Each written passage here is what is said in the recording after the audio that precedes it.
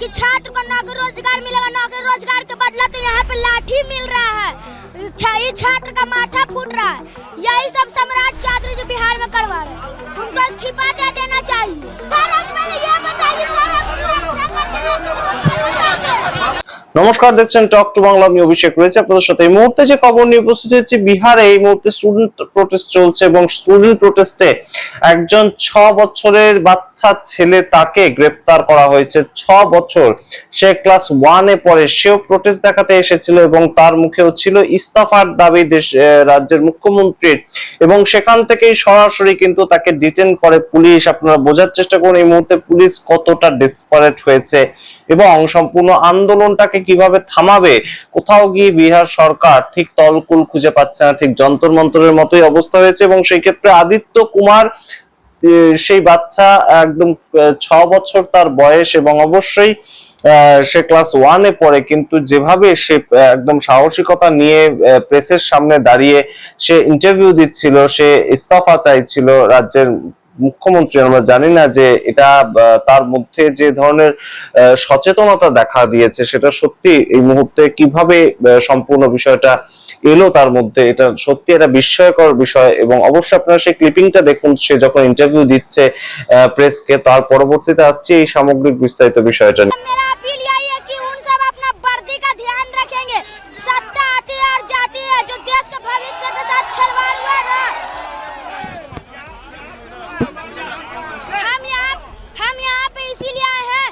सम्राट चौधरी जी नौकरी और रोजगार दे छात्रों को। क्यों नहीं नौकरी और रोजगार मिल रहा है? कहाँ गया सम्राट चौधरी जी नौकरी रोजगार? वादा तो बहुत कुछ किए थे, और आपने क्या कहा था कि छात्र को नौकरी रोजगार मिलेगा, नौकरी रोजगार के बदला तो यहाँ पे लाठी मिल रहा है, ये छात्र का माथा फूट रहा है।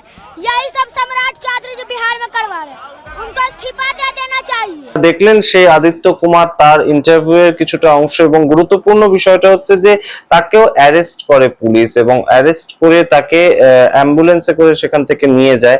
এবং সম্পূর্ণ বিষয়টা এতটাই গুরুত্বপূর্ণ হয়ে ওঠে, সম্পূর্ণ বিষয়টা নিয়ে বিরোধী দলনেতা, লোকসভা বিরোধী দলনেতা রাহুল গান্ধী সেই ডিটেন করার যে ভিডিওটা, সেটাকে শেয়ার করেন, এবং সেটাকে শেয়ার করে তিনি সরাসরি বিহার পুলিশকে কিন্তু কটাক্ষ করেন, এবং অবশ্যই বিহার সরকার তাকেও কটাক্ষ করেন। সম্রাট চৌধুরীর সরকার সবে তৈরি হয়েছে নভেম্বর মাসের 14 তারিখ। তার পরবর্তীতে নীতিশ কুমারের সরকার থেকে সম্রাট চৌধুরীর হাতে ক্ষমতা আসতে বেশ কয়েক মাস চলে গিয়েছে। তো তার পরবর্তীতে এই সম্রাট চৌধুরী ক্ষমতা নেওয়ার পরেই কেন এত ধরনের ঘটনা ঘটছে বিহারে, বিহার সম্বন্ধে এত ধরনের খবর কেন উঠে আসছে? কখনো সেখানে AK-47 চলছে স্টুডেন্ট প্রোটেস্টের উপর, কখনো আমরা দেখতে পাচ্ছি একজন সমাজকর্মী, তাকে এনকাউন্টার করে গুলি করে মেরে দেওয়া হচ্ছে। এই মুহূর্তে একদম স্টুডেন্ট প্রোটেস্ট চলছে, সেখানে বিহার যে পাবলিক সার্ভিস কমিশন এবং তার সঙ্গে বিহারের যে স্টাফ সার্ভিস কমিশন, যেটা স্টাফ সিলেকশন কমিশন, দুটোতেই কোনোভাবে রিক্রুটমেন্ট হচ্ছে না, এবং রিক্রুটমেন্ট যেখানেই হচ্ছে সেখানে ইরেগুলারিটিস দেখা দিচ্ছে। সেই সমস্ত বিষয়গুলো নিয়ে ছাত্রছাত্রী রাস্তায় নেমেছে, এবং রাস্তায় নামার ক্ষেত্রেই কিন্তু তাদেরকে পুলিশ অকথ্য অত্যাচার করে, এবং অবশ্যই সেই সম্পূর্ণ বিষয়টা অত্যন্ত গুরুতর হয়ে ওঠে। এবং এই মুহূর্তে যে খবর পাওয়া যাচ্ছে, এই আদিত্য কুমারকে কিন্তু পুলিশ ডিটেন করে নিয়ে যায়, সেটাকে নিয়ে সর্বত্রই সর্বমহলেই কিন্তু একটা অবশ্যই আলোচনা শুরু হয়েছে। এবং আপনারা জানেন যে এই মুহূর্তে সম্পূর্ণ বিষয়টা কতটা তাৎপর্যপূর্ণ, তার কারণ রাজনৈতিক ভাবেও কিন্তু বিহারে আমরা দেখতে পেয়েছি যে প্রথমবার স্টুডেন্ট আন্দোলনের পরবর্তী সময়ে বাকিপুরে একটা নির্বাচন হয়েছে, উপনির্বাচন, এবং সেখানেই আমরা দেখতে পেয়েছি প্রশান্ত কিশোর সম্পূর্ণ কিন্তু জিতে গিয়েছেন, এবং ভারতীয় জনতা পার্টির যে গড়, সেই গড়টাকে কিন্তু হারিয়েছেন। অর্থাৎ 31 বছর ধরে ভারতীয় জনতা পার্টি যেখানে জিতেছে, সেখানে প্রশান্ত কিশোর জিতে এসেছেন, এবং একমাত্র তিনি প্রার্থী হিসেবে জিতে এসেছেন। অর্থাৎ বিহারের মানুষ কোথাও গিয়ে উত্তর দিচ্ছেন, সেই বিষয়টা কিন্তু গুরুত্বপূর্ণ। এবং তার মধ্যেই জেন জি, জেন আলফা তারা রাস্তায় নামছে, এবং ক্লাস 1 এর বাচ্চা, তাকেও গ্রেফতার হতে হচ্ছে। এই মুহূর্তে সেটাকে নিয়ে রাহুল গান্ধী একদম সরাসরি প্রশ্ন করেছেন যে বিহারের ছাত্রদের প্রশ্ন খুব সোজা, নিয়োগ পরীক্ষায় কেন গোলমাল, পেপার লিকের অভিযোগে ব্যবস্থা কেন নেওয়া হচ্ছে না, যুবকদের ভবিষ্যতের সঙ্গে আর কতদিন খেলা করা হবে, BPSC এর পরীক্ষায় বিতর্ক আজ নয়, এবং ছাত্ররা দীর্ঘদিন ধরে নিয়োগ প্রক্রিয়া, পরীক্ষার প্যাটার্ন, বিলম্ব এবং স্বচ্ছতা নিয়ে রাস্তায় রয়েছে। কিন্তু সরকার উত্তর দেওয়ার বদলে কি করছে? লাঠি এবং ওয়াটার ক্যানন চালাচ্ছে, ছাত্রদের হিরাসতে নিচ্ছে, অর্থাৎ ছাত্রদেরকে ডিটেন করে নিচ্ছে। সিওয়ানে তো বিক্ষোভকারীদের উপর AK-47 গুলি চালানোর ঘটনাও সামনে এসেছে। এটা শুধু পুলিশ পদক্ষেপের প্রশ্ন নয়, এটা সেই বিজেপি সরকারের মানসিকতার প্রশ্ন, যার কাছে কোনো উত্তর নেই। আপনাদের মনে রাখতে হবে, এই ঘটনারই কিন্তু একটা বৃহৎ ঘটনা ঘটেছিল দিল্লির যন্তর মন্তরে, এবং যেখানে কিন্তু বিহার থেকেও বহু ছেলে মেয়ে গিয়েছিলেন দিল্লির যন্তর মন্তরে, জড়ো হয়েছিলেন এবং সেখানেও তাদেরকে মার খেতে হয়েছিল। কিন্তু সেটাকে নিয়ে দেশের স্বরাষ্ট্রমন্ত্রী কোনো উত্তর দেননি এবং তার সেটাকে নিয়ে একদম কটাক্ষ করেছেন দেশের বিরোধী দল নেতা। তাদের কাছে কোনো উত্তর নেই, তাই সে পুলিশকে জবাবদিহি এড়ানোর অস্ত্র বানিয়ে রেখেছে, পুলিশকে দিয়ে আটকানোর চেষ্টা করছে। বিজেপি সরকার বুঝে নিক যে লাঠি দিয়ে প্রশ্ন থামে না, ভয় দেখিয়ে কারো ভবিষ্যৎ কেড়ে নেওয়া যায় না।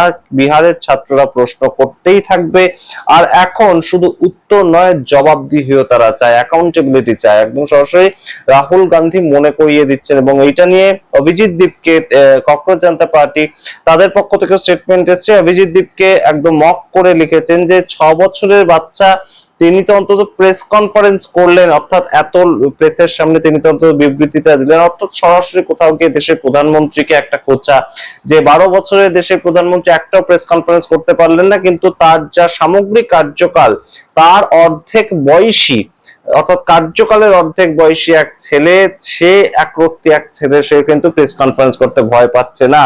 এবং তার সঙ্গে অভিজিৎ দীপকে লিখেছেন যে এই 6 বছরের বাচ্চাকে ডিটেন করলো কিভাবে সরকার, সেটাকে নিয়েও কিন্তু আমরা প্রশ্ন করছি। গুরুত্বপূর্ণ বিষয়টা হচ্ছে এই যে আন্দোলনগুলো, এগুলো কিন্তু খুব সহজে থেমে যাওয়ার মতন আন্দোলন নয়। সারা দেশের মধ্যে কিন্তু একটা দাবানলের মতন এই মুহূর্তে ছড়িয়ে পড়েছে, এবং একদম যে কৌটোর মুখ খুলে যাওয়া, ঠিক সেরকম একটা ঘটনা ঘটেছে। এবং একদম সরাসরি কিন্তু মানুষ এই মুহূর্তে নিজেদের এক্সপ্রেশনটা নিজেরা রাখবেন, সেটাকে নিয়ে আর খুব একটা ভয় পাচ্ছে না, ইতস্তত বোধ করছেন না, সেই জায়গাটা একদম তৈরি করে দিয়েছে কিন্তু দিল্লির যন্তর মন্তর আন্দোলন। এবং একটা ককরোচ জনতা পার্টির আন্দোলন, সেটা মে মাসে যখন শুরু হচ্ছে, সত্যি আমরাও কিন্তু ভাবিনি যে এত বৃহৎ আকার ধারণ করবে, কিন্তু সেটা করলো, মানুষ করে দেখালেন।